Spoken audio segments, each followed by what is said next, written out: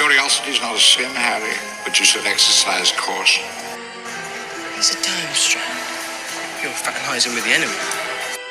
There's the Cruciatus curse. And we'll celebrate a boy who was kind and honest and brave and true, right to the very end.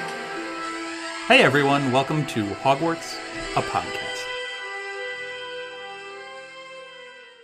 Hey everyone, welcome to another episode of Hogwarts, a podcast. We're doing chapter 36, The Parting of the Ways. We have Anna with us. Hey everyone. And this is going to be such a chapter. Oh my gosh. I loved reading this chapter. There's so much in it. There's so much detail. There's so much planning and thought, and it propels you so aggressively forward to where we're going. That's for sure. It's fantastic. But before we get to all of that, I just want to make the announcement once again. We're getting really close to it now. Oh my god, I can't wait. Anna and I are going to Orlando, and we will be visiting the Wizarding World of Harry Potter. Woo woo! We are literally actually finalizing those details very, very soon. But what I wanted to say is we will be spending one day there, so we don't want to spend a ton of time away from all of the rides and all of the experiences. But we are planning a little mini live stream on Instagram. So depending on how many people actually jump in on it will be how long it goes, but probably not too long because we kind of want to enjoy our day there. So stay tuned on our Twitter and Instagram. We will post those details, days, times, etc., whatever that ends up being, and we'll go from there. So kind of an exciting thing. Also some exciting things, some shout outs here. I want to do two shout outs to countries because I'm me, number one. I know I am. But I want to shout out Sri Lanka and Estonia. Very cool. Two recent countries that have jumped on the Hogwarts the Podcast bandwagon. Thanks. But not only have they listened to us, they've listened to us multiple times because they have shot up the country rankings really quickly. So thank you so much for those listening in those countries. Also, we wanted to shout out a very loyal listener of ours, Jenny Conway, and you can find her on Twitter at Jenny Conway. She's been continuously supporting us and interacting with us on Twitter and Instagram. We just got into a little conversation about New Zealand recently. She's from New Zealand. I said I really, really want to go. She said she wanted to come to the States and do some theme parks. So if you want to see some of the Wizarding World in Orlando, some info for you. Stay tuned for that. But thank you to Jenny for always supporting the podcast and interacting with us on Twitter. So we really, really appreciate it. Okay, this chapter. This chapter is a lot. So we start out with the post-Crouch Jr. fallout, right out the gate. It's quick transition there. We have a really important scene in Albus's office, and then we have just a monumental scene in the hospital wing that in my head takes up most of the chapter. It doesn't. It's probably half and a half or something like that. But Probably, but there's so much stuff that goes down in a hospital wing is big. It's massive. So we'll start out with the post-Crouch Jr. fallout. First of all, just before we even get into the chapter, the illustration for the chapter I find is really cool. But it's I get why it's the illustration for the chapter, but it always takes me by surprise when I reread. I'm like, why is this illustration for the chapter? Oh, right. Okay. Yeah. It's just it's not it is artwork, but it's not like a scene or anything like that. It's literally what some people get tattooed on them. It's a little bit of a dark mark kind of stylistically. But so that was my first thought reading this. And then we get into the next steps after you get that great scene of Dumbledore interrogating Barty Crouch Jr. And you know, if you've been listening, what Anna and I think of Barty Crouch Jr. You get McGonagall is...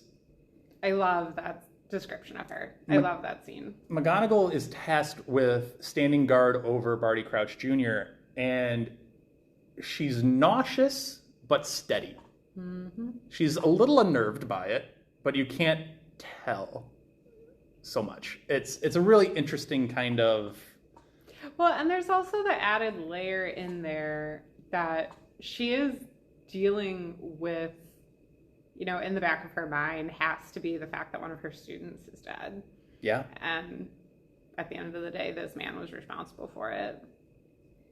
I like how in the last chapter that Dumbledore gives McGonagall and Snape these seemingly weird instructions. Yep. There's a lot of seemingly weird instructions from Dumbledore in these. I think they're used to it. Clearly they're used to it because they're just like, yes, sir. And they just go do it.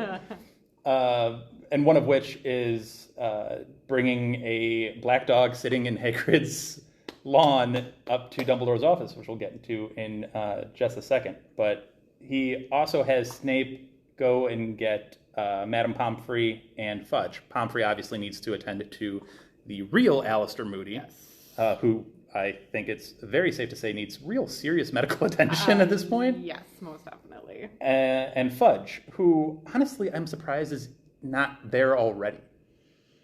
Did Dumbledore just leave him at the site? Well, yeah, because I would assume that Dumbledore's primary concern was getting to Harry when he realized that he was gone. And I'm sure Fudge's primary concern was trying to minimize the freak out over, for the Diggories. Amos is a high-standing ministry member. That's where his concern was going to be. I just can't see Fudge being the crowd control guy. No, me neither. As far as a ministry official goes, you know what I'm saying? But he obviously soon proves himself. He's also not the be at an interrogation calmly guy.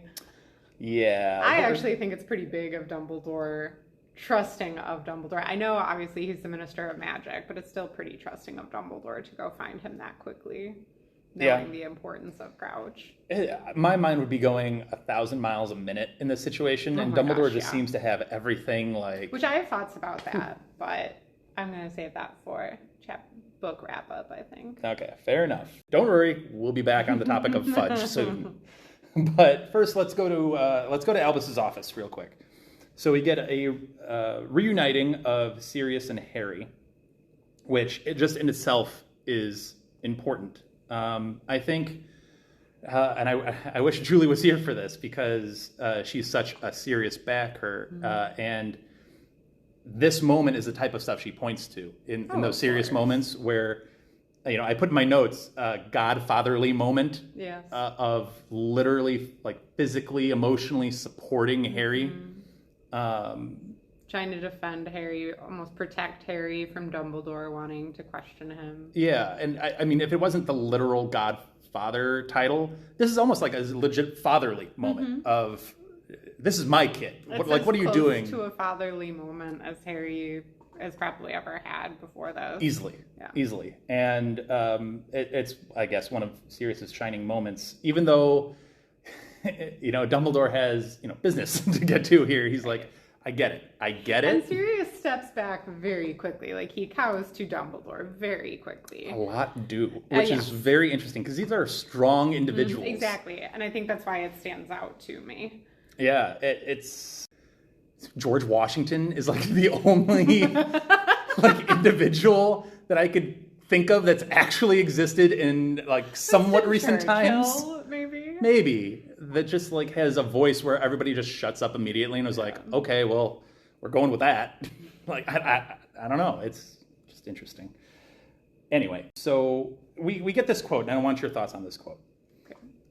Harry goes, I think in his head, just thinks, wanted nothing more than to just sit here undisturbed for hours and hours until he fell asleep and didn't have to think or feel anymore. And I pulled that quote because I think it's telling. You're starting to have all of the things that he's experienced, not just in the last 24 hours, but this year has been hard. These last 2 years, honestly, all 4 years have been hard. Yeah, but this year in particular, for a couple different reasons, have been particularly hard for him. Here, within the last 24 hours, it's finally hit him. And I think the trauma of the event is really starting to sink in. Agreed.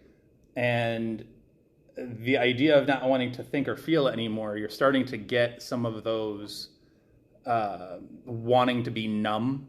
He describes that feeling and wanting to not think anymore and feel anymore. He says that quite a few times in this chapter and the next. We talk about it all the time on this podcast with other people, you and I. If ever there's a moment that Harry needs to be sat down with a counselor, this is it.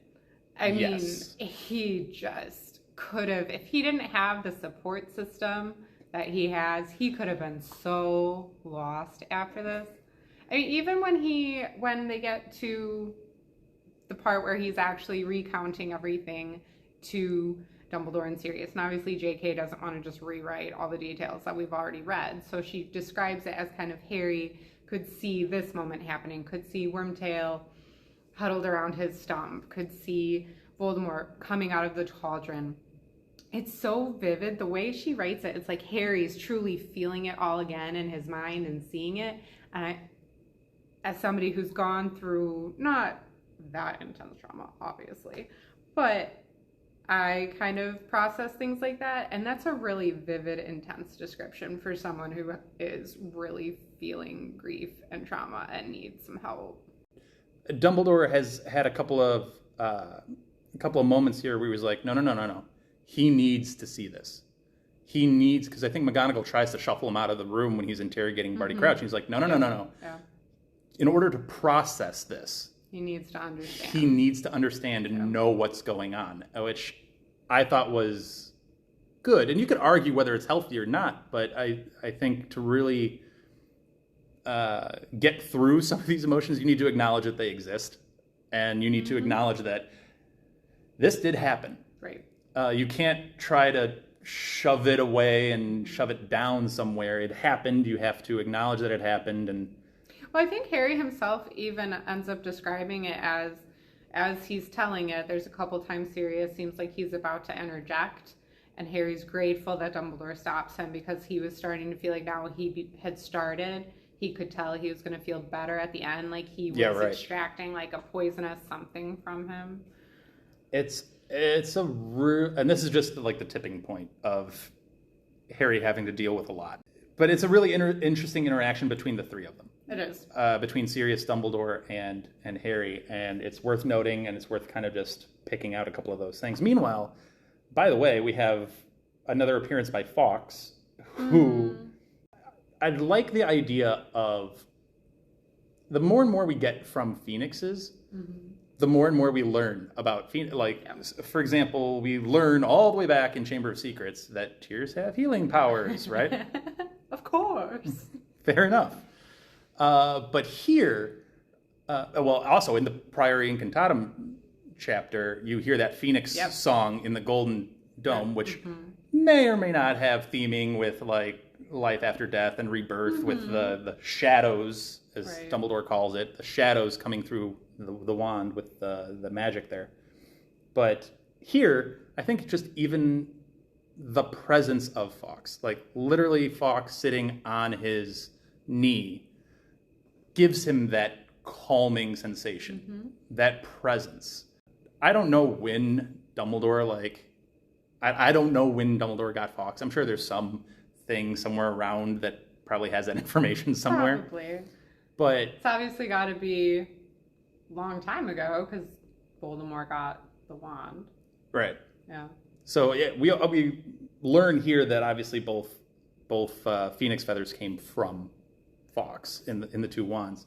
But I imagine if I'm Albus, I'm like, yeah, having a Phoenix around that's useful. Like, I could work with that on a number of different levels. That's the real reason that Fawkes stays in his office, is when he needs that calming presence. Fawkes is just hanging out. Do you think right before he busted through the door?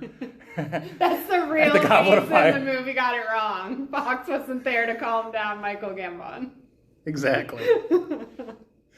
Hey, as much as we joke about that scene, there have been other scenes in this book where Dumbledore has not been calm, and he's been sharp with people and been like, no. More so than I think in any of the other books, yeah. Yeah, where he's more pointed, he's more aggressive, he's more like dominating the scene, kind of. Yeah. I think Harry mentions a couple of times, it's like, oh, that quote-unquote awesome Dumbledore, that awe-inspiring Dumbledore. Right. I get it now, because he comes through with such a presence. You can feel the power coming off of them. But anyway, so we get the calming and that sense of like strengthening through Fawkes and Harry to tell his story again. And then we get the story itself. Harry mentions his blood being in Voldy, which Albus takes note of, at least fleetingly. It's just like Harry thinks he sees something in Dumbledore, and then Dumbledore just Which else. I took that to mean as Dumbledore had a thought, but he didn't want to share it yet, so he immediately tried to wipe it from his face. But triumph is an interesting word choice for what it was that Harry thought he saw in Dumbledore's eye. I don't think it was actually mentioned other than the chapter title in the Priory Incantatum chapter. Oh, yes. I don't think the words were actually mentioned other than the chapter title. So now we actually get the full, like, what it is. This is it. Yeah. And we get that note about Harry and Voldy sharing the foxtail feathers in their wands. I took note that Ollivander literally wrote Albus, like, the second Harry walked out of his shop. And I'm like, Albus's network is deep. Yes. Like, he's getting info from everywhere. Yes. He's Albus Dumbledore. It doesn't surprise me at all. You think he just has like a file cabinet somewhere in his office of just like labeled Harry Potter, and every note that he gets on Harry at some point just gets shuffled in there? I think that's what the pensieve is for, so he doesn't have to have a big file cabinet like that. Fair enough. He has like a Harry Potter pensieve somewhere. Yes, that's it. Regular pensieve, Harry Potter pensieve. I mean, it wouldn't be a bad idea. It wouldn't surprise me from Dumbledore either. But he does mention that the wands themselves won't work properly against each other. So I'm imagining Ollivander and Albus are having a conversation at that point, being like, I don't know, I'm not going to pretend that Albus knows more about wand lore than Ollivander. No, I would think Knows a lot. Ollivander would be one of the few people who knows more on a subject than Right. Albus, And I think Dumbledore knows, as all wise men do, when your limit is hit on information and which expert you can go to learn. Definitely. And I imagine they'd had that conversation of like, okay, so let's play this out. They have the same Phoenix Feather wand course. What does that mean? What's going to happen?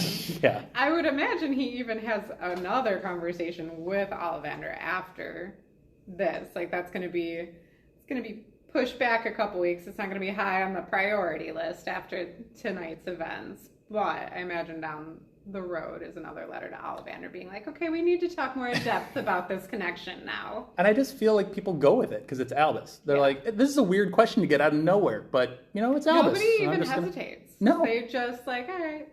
It's that charming effect that he has on people is quite substantial.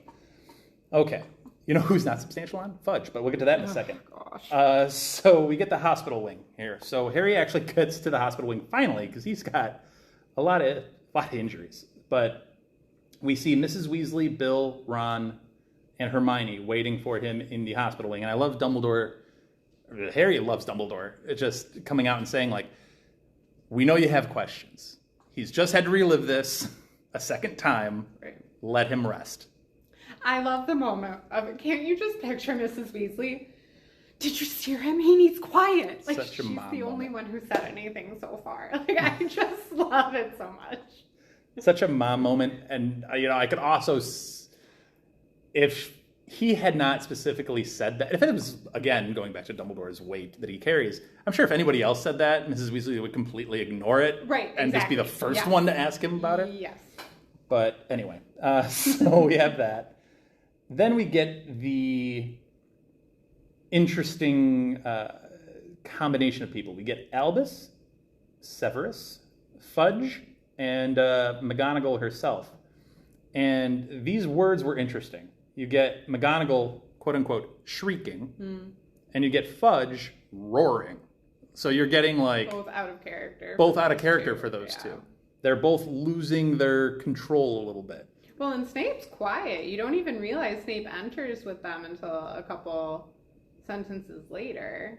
And then my other question, before we get too deep into the big events that are to come, where is Dumbledore right now, because when he left the hospital wing, he was supposed to be going to meet Fudge. You would think they would take similar routes if, everything had already happened in the classroom. They would have met up and they would have all arrived together. This would have taken place somewhere else in the hospital wing. But Dumbledore enters after. So if he didn't go to meet Fudge like he said he was going, where did he go? So here's what I'm thinking. I think he escorted Sirius and Harry to the hospital wing. Right.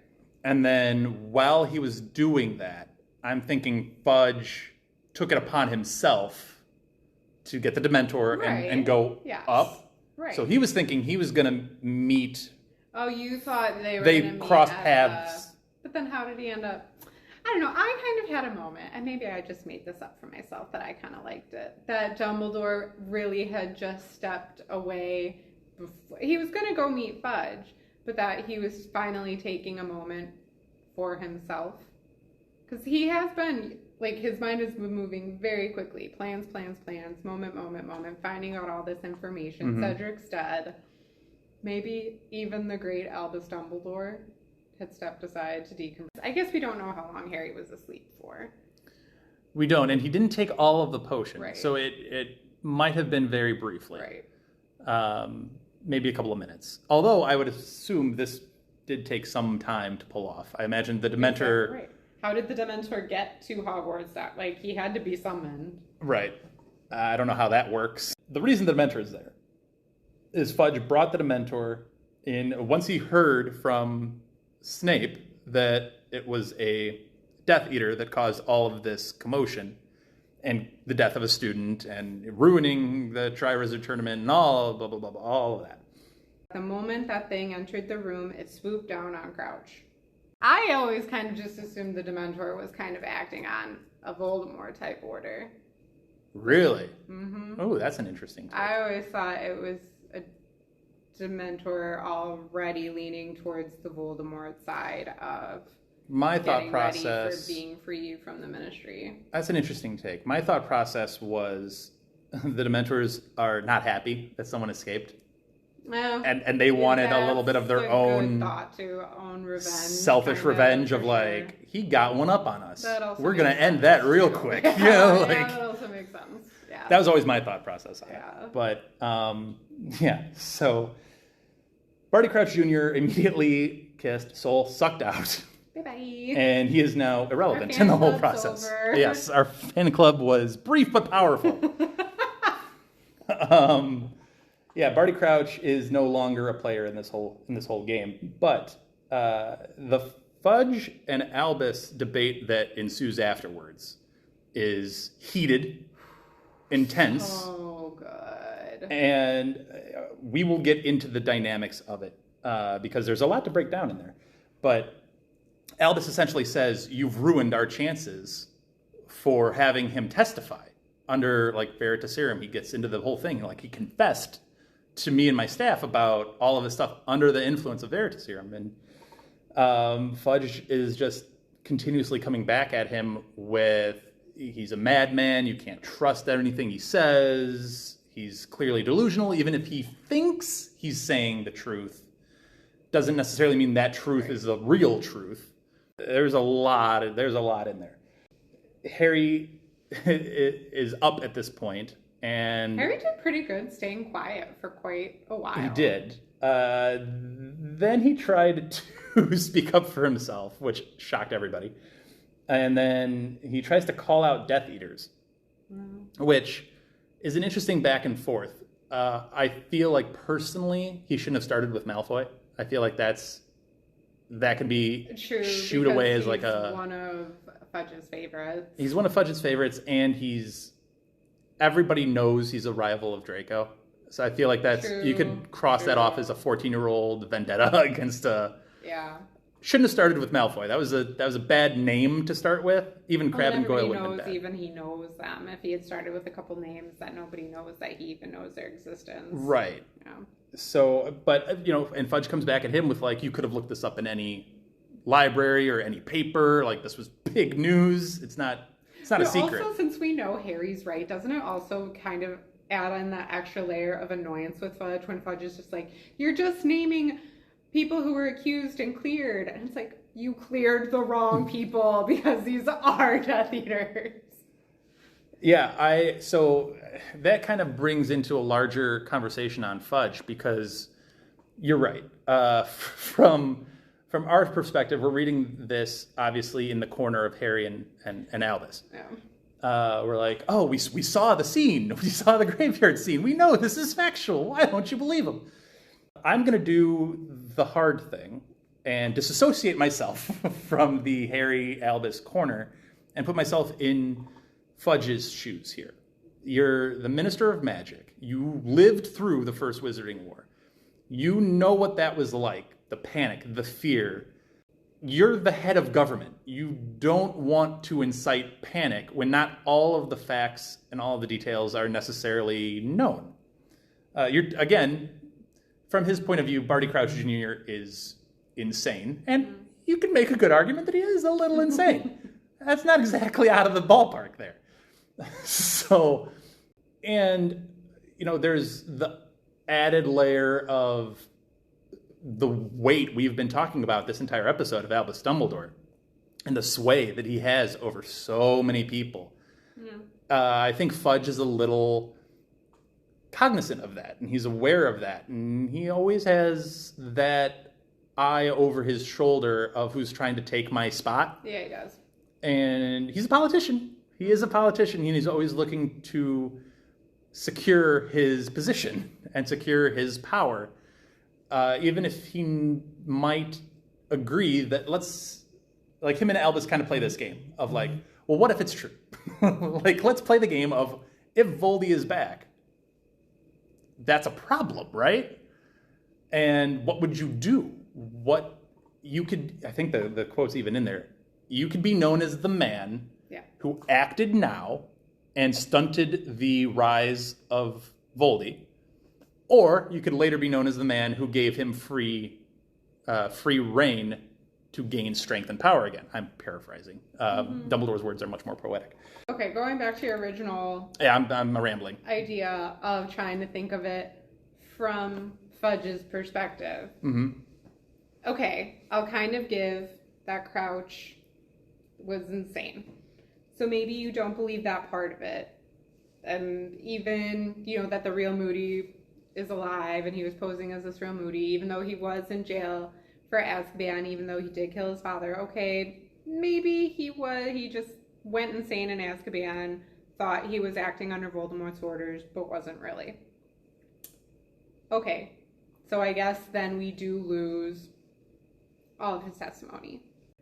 The part with Rita Skeeter and Harry, and him not believing Harry, mostly because of the Rita Skeeter article, I struggle with dismissing that more, because to me that's just one more person who can't see through Rita Skeeter's lies, who's taken in by maybe not more explosive journalism than looking into other sources and seeing if Rita is potentially biased, and asking Dumbledore before this moment what the deal was with Harry and how true is this Rita Skeeter article, So I think he's more prejudiced towards finding out information outside of his own little world. And now going back to your point about Dumbledore trying to call him out on you could either be this great minister who's remembered forever as taking bold steps to stop Voldemort, or standing by doing nothing. Harry, which 14-year-old having deep thoughts, has this thought of that clearly Fudge, and this is the part of it that I wrote down, but that he was refusing point blank to accept the prospect of disruption in his comfortable and ordered world. That's a heavy thought for a 14-year-old. It is a heavy thought for a 14-year-old. So maybe JK just trying to make some points in the mind of Harry. But I think that is what it comes down to about Fudge, is that it's not so much, oh, Crouch was insane, oh, Harry's insane, oh, this or that. It's that he, at the end of the day, even if you take into consideration all the different things you just said, I think at the end of the day, he just doesn't want to be back in that world that was the first Wizarding world. I think we all know politicians who ignore the obvious truth just to maintain their seat, to get reelected or to get another appointment or another assignment. Just their cushy world. It's a cushy world. That being said, I think I will give you the exact quote, because Dumbledore's words are much better than mine ever. So I will give you the exact quote. But I think Dumbledore is shrewd here with what he says. The exact quote is, "You will be remembered as one of the bravest and greatest ministers of magic ever. Or the man who stepped aside and allowed Voldy another chance." And why I say Dumbledore is shrewd with that is he's buttering Fudge up. He knows that what kind of man Fudge is. So he says, "You will be remembered as one of the bravest and greatest ministers of magic." That's a shrewd comment from him. It is, but I think you left out an important part. I don't think we can necessarily say Dumbledore is buttering him up, because the first part of that little speech is, I wrote this whole paragraph down because it just like stood out to me. But okay, so it goes, "You are blinded," said Dumbledore, his voice rising now, the aura of power around him palpable. His eyes blazing once more. "By the love of the office you hold, Cornelius, you place too much importance, and you always have done, on the so-called purity of blood. You fail to recognize that it matters not what someone is born, but what they grow to be." And that's eventually what he ends with, is the quote you were talking about. He's not wrong, but he is losing control a little bit. Yes. And he's starting to be a little bit more attacking. And I think he's still making some really poignant points. I mean, 100%. Goodness me. Then he continues on with that pure blood thought with, "You just eliminated the last remaining member of a prominent pure blood family." So and look at what he made of his life. And look at what he made of his life. It's guys, there's so much here. Oh my gosh. There's so much here. But I do want to make the point that Fudge, as aloof as he's coming off here, he is not an idiot. No, he's not. He obviously got himself to the post of Minister for Magic. Right. He fully comprehends what Dumbledore is saying. Right. He's not being like, "Oh, Dumbledore is using big words and I'm confused," or whatever. No, he understands explicitly what Albus is saying and what he's implying underneath the words that he's saying. And he's coming back at Dumbledore with, like I said, if I'm in Fudge's shoes here, they're not unreasonable comebacks. They're not. And to the point you made about the Rita Skeeter article, we've talked about before, Rita Skeeter, yes, sensationalism is definitely part of her writing, but she's not putting in untruths. You're right. She puts in facts. She ups them with sensationalist writing. I still don't think much of a head of country taking one single article as the ultimate fact. It's really easy, though, if you're Fudge, to be like, "Parcel tongue, Dumbledore? Really? You held back that?" That's another prejudice that he has. It is. But in fairness, that particular trait is... Why? Should we have a register of parcel tongue instead of the Sokovia Accords? We'll have the Parcel Tongue Accords. There's not many of them, so it'd be real easy. That's just more discrimination against people who speak parcel tongue. Why does the government need to know who's parcel mouth or tongue or whatever the phrase is? Well, you have Salazar Slytherin, you have descendants of Salazar Slytherin, and you have Voldy. There's a trail of blood that follows that particular trait. I still don't think that excuse. Well, anyway. My bottom line is, when he says that to Dumbledore, I do think Dumbledore has to then think quickly about what his next words are going to be, because I think he has a point. At least. It's like, you didn't mention any of this. You haven't disclosed any of this. Why does he need to? Harry's a 14-year-old child going to school. But when Rita drops that... education... You got to control the narrative. He's a politician. You're spinning information. You got to control that narrative. You're letting Rita Skeeter control the narrative of, like, what angle you want to spin. And she's spinning that this way. If Dumbledore got out ahead of it, maybe he could have spun it a different way.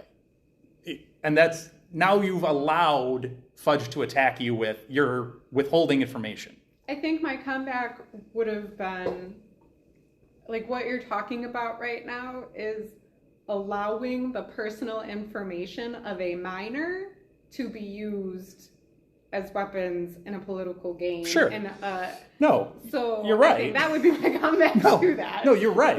But that's what makes this back and forth so interesting. It's not like either of them are coming at it from like a way off base thing. I think they each have their ground of truth. At the end of the day, Cornelius Fudge is not a bad person. If he had been in that graveyard seeing Voldemort return, maybe even if he had been there for the initial Barty Crouch interrogation, maybe he would be more accepting of the fact that, okay, hey, Voldemort's back, we got him. Maybe, I just still don't know that he would necessarily be taking the steps that Dumbledore wants him to take, because those are, I don't know if he's brave enough to take those steps, but I think he would be more willing to start doing something to, stop Voldemort. It's not like his goal was to let Voldemort lay low and become powerful. Yeah, no, I think I'm obviously in camp Harry and Albus here. I'm just, switching my perspective to Fudge, and it's like, he's not the only person who could be a prime minister who would have taken the stance that he takes. Yeah, I think he's playing an understandable role. I think he himself personally is panicked by the idea of Voldy returning, and I think he does know his constituents. I think he does know that if that got dropped in the Prophet the next day, there would be questions and panic and what is going on. And then, I mean, just look at the state of the stadium for the Triwizard Tournament. Like, that would be the entire wizarding world. And then here's a real conundrum for Fudge. Do you want to be the one taking those questions?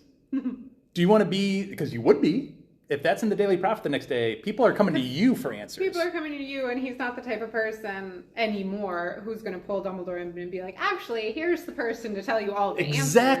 Exactly, because then if he pulls Dumbledore in to answer those questions... People are going to want Dumbledore to take his job. Exactly. Which we all know that Dumbledore's not going to do, but Fudge doesn't know that. And this is going back to Fudge is an idiot in that he knows all of this. Like, Dumbledore's playing a game in his head of chess already. Fudge is doing the same thing politically. He's like, oh, this could be a disaster if this gets out. Like, why would you put this out there? Like, whatever. And it's blinding him a bit, obviously. But it's a really interesting conversation to break down, and I love reading the back and forth between them. It's fascinating to me. I think maybe part of the reason Dumbledore starts losing it is that maybe this possibly is the first time that Fudge isn't just accepting Dumbledore's narrative of it. Like you said, their minds are playing, they're playing their own games. Mm-hmm. They have their own versions of reality that they think are right. Are you saying their ways are parted? But Dumbledore says it better. Just a bit. Oh, anyway, so we do have some other things going on in this chapter. Unbelievably enough, we have other things going on in this chapter. So obviously the parting of the ways has happened. Yes. You have this split now between Albus and Fudge. And but before they officially leave the room, the one who's been silent to the side this entire time finally makes his entrance. And he steps up aggressively to Fudge and pulls up his left sleeve, and Fudge recoils at the dark mark that's on Snape's arm, and I'm like, he just did this in front of everyone. Yep. People might have suspected, people might have always accused, but people had no proof other than Fudge, Albus, and presumably McGonagall knew. Yeah, I'm sure many knew. So those three definitely knew. Everybody else in that room... I don't like the man. I never will. It's brave. That's a big statement. Yeah. It's a big, bold statement. Brave statement. I just wanted to acknowledge that Snape put himself out there. Yeah, it was a last-ditch effort to try and get... He doesn't want Voldemort back in power any more than Dumbledore. It was his last... To me, it's his last-ditch effort to try and get Cornelius on task. And you knew he's been communicating with Dumbledore this entire time. Like, hey, this mark is burning. This is getting stronger. It's getting stronger. Oh my goodness. What if, like, my arm is on fire right now. I'm supposed to be going. I'm supposed to be gone. There's even more with Snape even a little later. Snape really plays a big role in this chapter, even though he's only in it for like 2 pages, essentially. He's very quiet. He's there like the whole time, but other than this, he's quite quiet for most of it. Yeah. As Fudge is walking out the door, he's like, oh yeah, here. That's right. Yeah. Harry has 1,000 galleons now. Just, meh. That's a thing, Ordinarily, I guess. there would have been a ceremony. Right. There would have been a whole big thing, but not anymore. Fudge leaves the room. And now, what was already an insanely interesting chapter becomes 10 times more intriguing. Yeah. And you've already had Dumbledore, when he was talking to Fudge, beginning the countermeasures. Hey, we got to take Azkaban from the Mentors. Hey, we got to send envoys to the Giants. Like, hey, we got to do X, Y, and Z here. We got to move. And now he's continuing because the first thing he says as Fudge closes that door is, Molly, can I count on you and Arthur? I love that. And you know what I love even more? Of course. Of course you can. Well, and she also Boom, has boom. the line, not to bring back our Fudge conversation, but she says, we know what Fudge is. Yeah. So, like, there are constituents who realize Fudge is not the best. He's pretty prejudiced. But anyway, yes. So Molly comes with, of course you can count on Arthur and I. And then Bill steps up immediately. He's like, I got this. Yeah. I'll go alert Dad. I think this book is another reason that Bill is my favorite. Bill's great. The other Weasley siblings, yeah. I mean, it's hard to find faults in the Weasleys. You really have to kind of pick at them, but I mean, I can't think of one thing that I dislike about Bill. So I'm like, so yeah, but he steps up immediately. He's like, I'll go tell Dad. And then he just like, boom, gone. Yeah. And Albus is just like, great, moving on. Like, One cool. half done. Yeah. And then he's like, okay, now we got to go and get Hagrid and Madame Maxine. We got to get them on board, and we got to figure that out. Oh, also, we got to let everybody in on the secret real quick. Molly's reaction is so good, though, but what makes it even better is Ron's. Mom, shut up! I mean, Molly has an appropriate reaction given all of her knowledge. Exactly, it's such an appropriate reaction, and then Ron is just this embarrassed teenager. Like, Mom, you're embarrassing me right now. I love it so much. And then, so we get the serious transforming back. By the way, Molly's not the only one with a reaction to this. Snape is not particularly pleased. No, he's not. And then I like the Albus thing of like, okay, look, if this is going to work, we have to be united. We're all on the same page. We're in this room. You guys need to shake hands. Hug it out, guys. Just hug it out. And then he amends it. He's like, okay, that's not going to happen. All right, let's just non-combative. Just be non-combative with each other and we'll be fine. At one point, though, he gets irritated with them. Like, he kind of gets, I think she mentions his tone of voice changes, where he's, like, clearly frustrated. He's the adult in the room always, which is what we've literally been talking about this entire episode, is he's the adult in the room amongst adults. Yeah. And this is another example of it. He's like, can you guys put your childish stuff away for just a second? This is important. Like, figure it out. Which, to each of their credits. They do. They do. Yes, they do. They put it, if it's for Dumbledore or whatever, they put their stuff to the side for just a second to have a brief handshake, but a handshake nonetheless. Sirius does leave pretty soon after. He does. So here's the assignments. And I want to dig into this a little bit. And I know we're running along. We might actually have to dip into the spoiler section with this, but worth it. So Sirius's mission, if you will, is to alert Remus Lupin of the events, to get Arabelle Figg and Mundungus Fletcher. To which Dumbledore refers to it as, quote, the old crowd. Is that literally they are old? Stop. No. I'm teasing. I was like, come on, Dan. I'm teasing. I mean, Albus is like 112 at this point. I don't know. So, but yeah, he calls them the old crowd, which I think is interesting. And then Severus all he does is he turns to Severus and goes, "You know what I must ask you to do if you are prepared." And all he says in response is, "I am." I'm doubling back in a second to that because that deserves a whole thing real quick. But can I just say how stunning Albus Dumbledore is? We've given Barty Crouch Jr. a lot of love.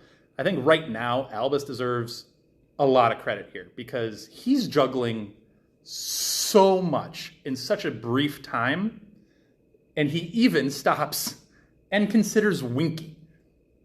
Like with Sirius Snape, he just he verbally jousted with the Minister of Magic.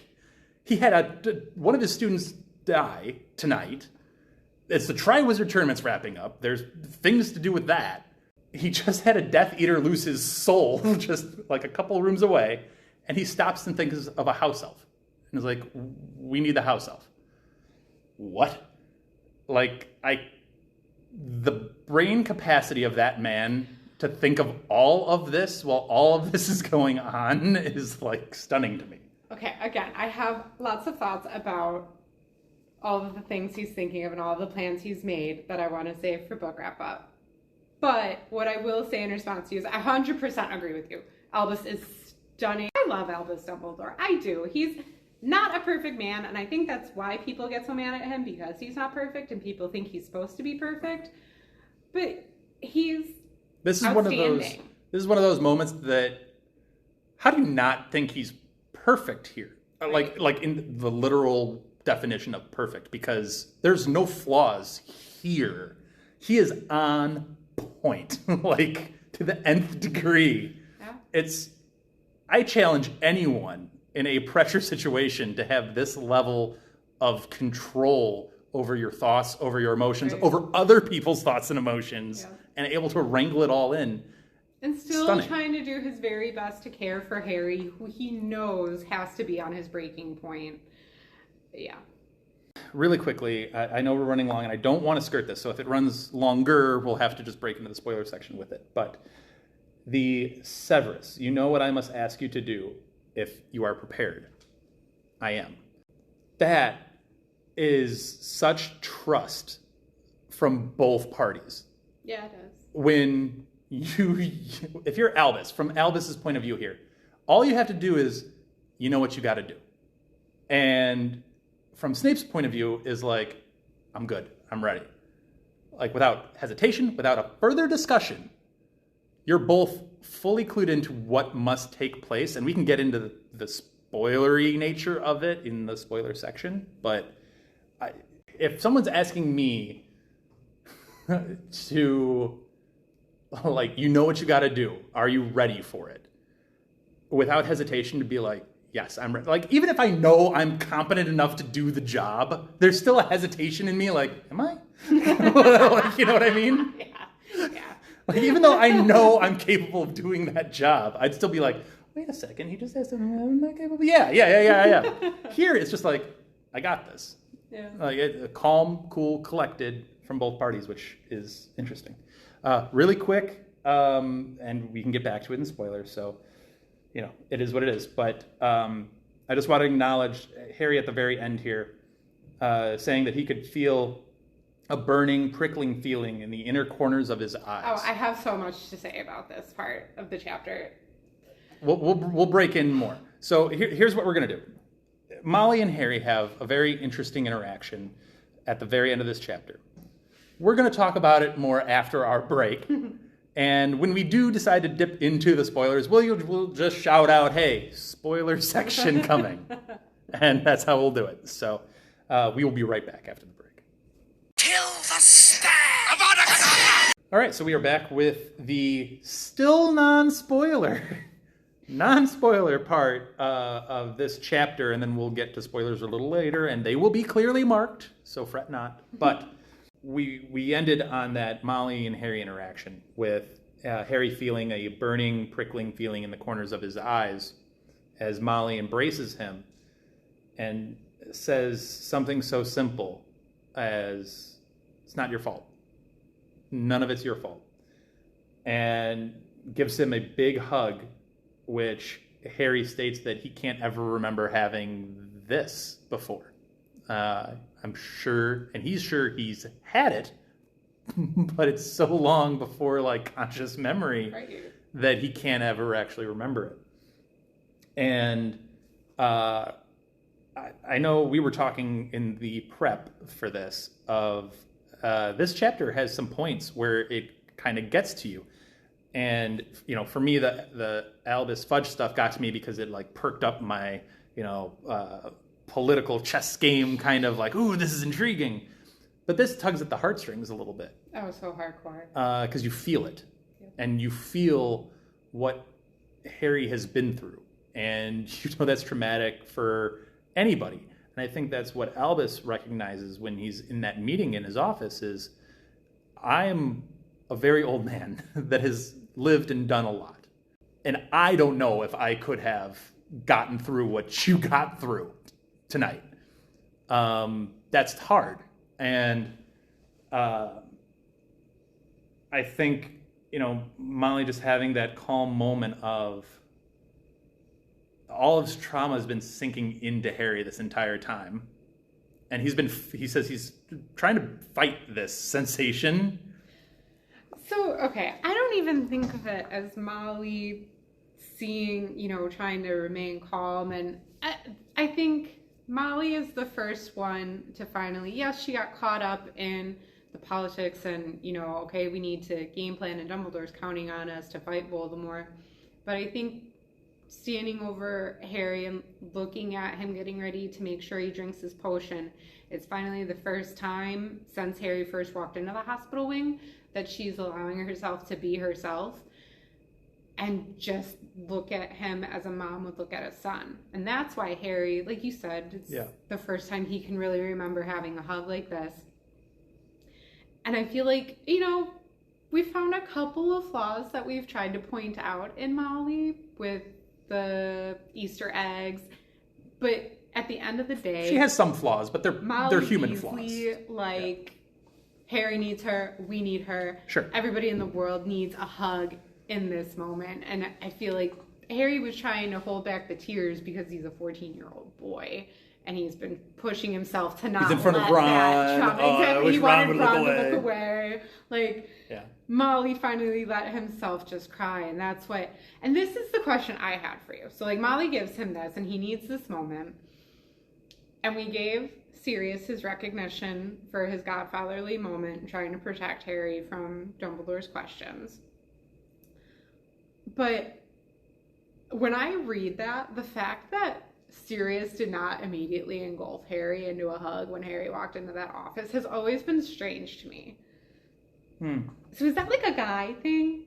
That like the fact that it took Molly to be the one to like give Harry, because I don't know, I grew up with a mom for a nurse who she worked with babies, and since the day I was born it was very much just like, there's a healing power in touch, Annie, and I'm gonna hug you to death, and it's just my life. But I mean, I think there's a lot of layers to it. I think for some men they're adverse to that kind of physical touch, but there are plenty of others. Even when it's like an adult to a child?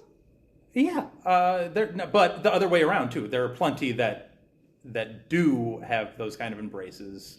So I mean, it's a lot to that type of person, that type of individual's personality. But like in the case of Sirius and Harry, if let's say James was still around and Sirius and James have been off doing different things and they see each other for the first time in years, let's say. Well, we don't even have to use that excuse. Lupin and Sirius, like when they meet again in Prisoner of Azkaban and they figure out like, oh wait, this is what's going on. Yep. They embrace. Exactly. They have a massive big hug. Right. I think this scenario might be twofold. I think it's one, as much as Sirius loves Harry, I don't know that this is like the second time they've actually been in each other's presence. That's number one, and for longer than 15 minutes. That's true. That's usually my point. So touche to throw that back out at me. That's one, that's one point. But two, I think I don't know that Sirius knows what it is to be a father. He might be going back to what his family dynamic was. That's harsh, because Sirius has an interesting family dynamic. But the idea of what should a father do in this situation, and even what Harry would want from him in this situation. Sure. Which, by the way, for the record, what Sirius did was not bad. No. His version of comfort in this situation was putting a reassuring hand on Harry's shoulder, standing behind him, being like, I'm here for you. Right. I'm going to be your protector and your guard. No, I'm not trying to badmouth Sirius. It was odd to me. It always sticks out to me that this is the first time anybody has offered that kind of comfort to Harry since... I don't know if this is where you were going with it, but the difference between Molly giving him a loving, embracing hug and Sirius just putting a hand on his shoulder, I don't know if that's a narrow-minded view of what a man giving support and what a woman giving support might be. Like a sexualized breakdown of the two. Yeah. Like, women comfort this way, men comfort this way. Like, I don't know if, Well, and that was even my question. It's like, yeah. Is this actually like an accurate representation? And it's probably... The truth is it's a gray area, and it varies on the individual and that dynamic and that relationship. Molly has always viewed him as one of her own. Not saying Sirius... I think Sirius's emotions are conflicted here, because I think he knows he's his godfather. And he knows he plays a very important role in Harry's life and his development. But does he play the role of father? Right. Should he play the role of father? Missing for 12 years. Yeah, it's like, what am I exactly supposed to do here? And I'm not a father. I've never had that, Yeah. So Sirius is in an interesting emotional spot. I personally think he does a great job here, or at least a very good job. Again, not in any way trying to knock Sirius's. Sure. I totally. No, it was a good he question. Was there for Harry. Sure. It just always. I don't know why it sticks out to me so much. Well, because I think maybe she does have that. I think J.K., the actual author, might have that. Yeah. Role, that gender role. Yes. Maybe that is why it sticks out to me and it bothers me. That it maybe. Always seems that to be she that has way pigeonholed in that gender role as woman does this, man does more this. worried about Ron looking at him crying than Hermione. Right. Yeah. Like, that might play into the author's preference a little bit more, which we know she has preference. Yeah. So there's that. No, that's a fair question. I hope I answered it well. You did. Thank you. But I just feel I feel Harry here. Like, at some point, the weight of everything just hits you differently, and as soon as you let your guard down a little bit, that's when you get. And I love the description of it: burning, prickling feeling in the corners of your eyes. Eventually move to a burning in his throat. Yeah, and you just let yourself go a little bit. And I challenge anyone to not have that feeling at some point in your life. You're going to have an overwhelmed, oh my gosh, I can't believe all of this just happened. And it doesn't have to be as serious as this. No. It could I be. hope it's not as serious as this I for pray most people. that it's not as serious. It could be something that others perceive as trivial, but it's meaningful to you, and it was overwhelming to you, and then you have this sensation of just... And that it's okay to... And it's not your fault. Yeah. And things that happen... That was so important for him to hear. I love that Molly knew that was what he needed to hear. Even if you logically know that anything that happened is not your fault, you know that. I can't emphasize how much it helps to just hear it.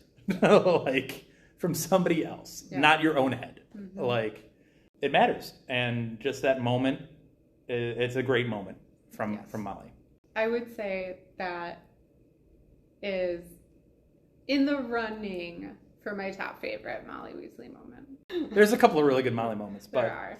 I wouldn't argue that this is in the running. This is a great moment from her. Unless you have anything else for non-spoilers. Okay. So at this point now, we will transition to spoilers. So if you don't want to be spoiled, break noise. Yeah, imagine the break noise again, kill the spare, all of that. This is the moment we're going to go to spoilers. So I will give you a countdown, and at the end of the countdown, spoiler talk. 5, 4, 3, 2, 1, spoilers. Okay. I want to go back to the Snape I am thing. Okay. And, we kind of danced around just the bigness of the job that Albus is asking of him. And I think there's so much Snape in these 7 books. Yes. And there's a lot of good, and there's a lot of bad. Fair. All of it's fair game. And in some of the most egregiously bad Snape moments, it's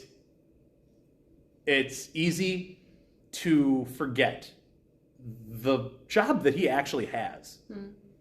And it is not an easy one. No, it's not. We heard what Barty Crouch thought of all of the Death Eaters. We know what Barty Crouch thinks of Snape. Throughout this entire book, he takes shots at Snape. And you got to imagine the other Death Eaters not pleased that Snape is A, not with them, B, has a fairly cushy job, and C, right under the nose of Albus Dumbledore. They can't be pleased. And if we inferred correctly, we know that Voldy's probably not pleased with Snape to begin with for working with Voldy, or for working with Dumbledore. So he's walking into a hornet's nest. I think he had to walk into that thinking he's not walking back out. Like, there is a real chance that Voldemort does not accept his story that he was just biding his time and has all this information for him, and that was the real reason he was working at Hogwarts.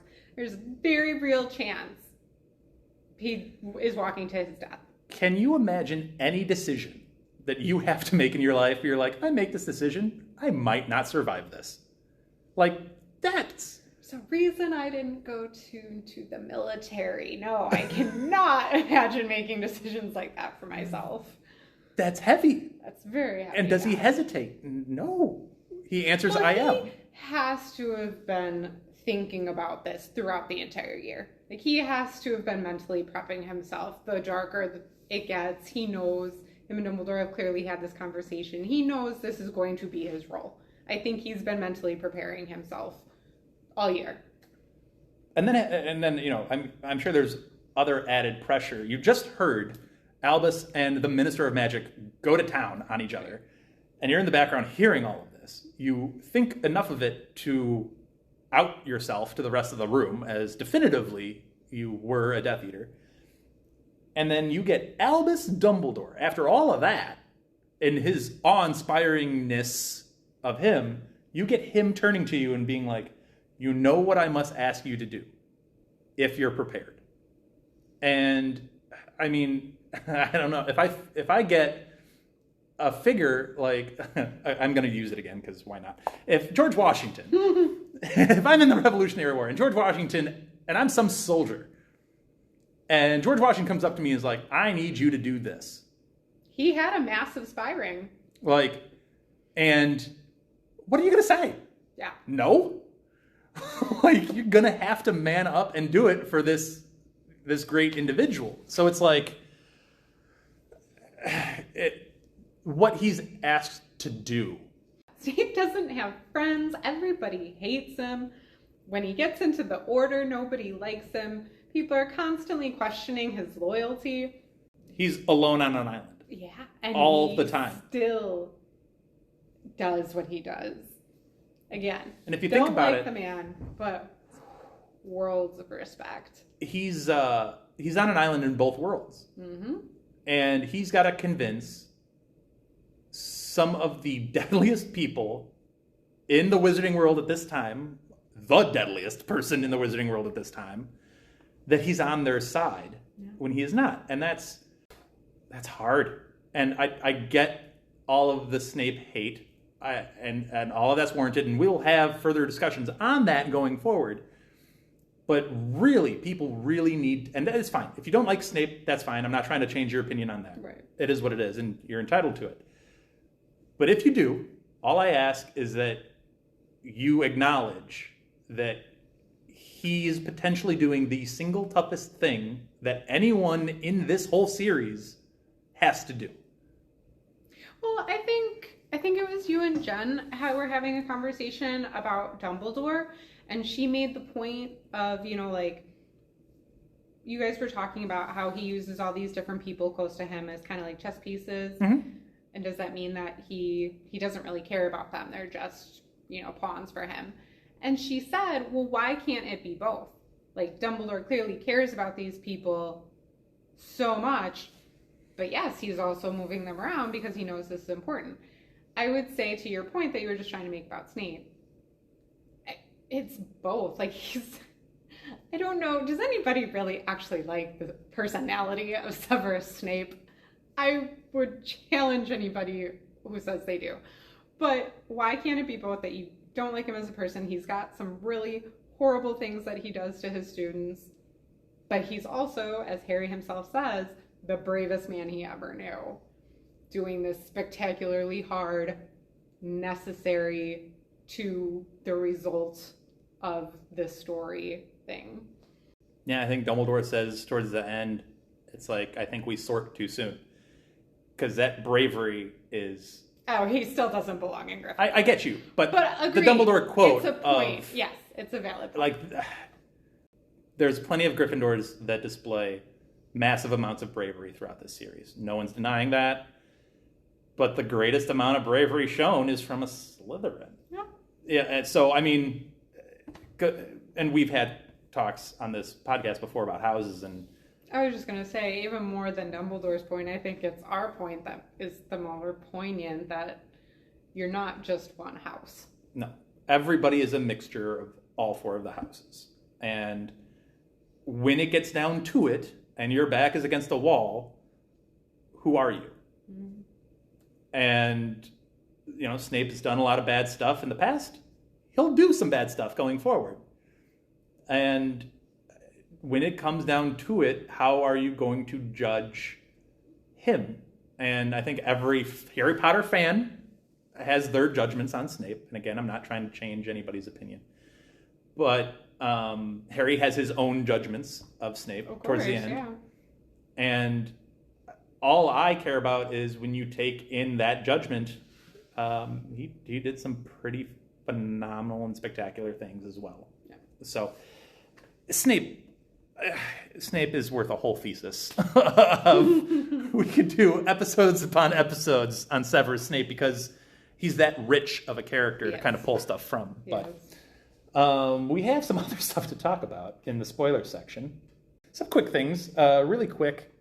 That interaction between Albus and Fudge goes without saying that breeds the mistrust that Fudge has from him later. I mean, that really, if he's had thoughts of Albus ever taking the minister role, I feel like this parting of the ways, quote unquote, right, is now like, oh, no, now he's coming for me. Well, I forget who exactly tells Harry about it and in which book they tell him about it, but at some point, somebody tells Harry how, like, early in Cornelius Fudge's ministry, he was constantly sending owls to Dumbledore, asking him for his advice, and he's always kind of regretted that and felt like it makes him weak in Dumbledore's eyes, like Dumbledore could just at the drop of a hat swoop in and take his position. So I think there's always been that certain underlying suspicion, and agreed, this just knocked it up 10 levels. And another really quick point, Albus thinking of Winky at this time.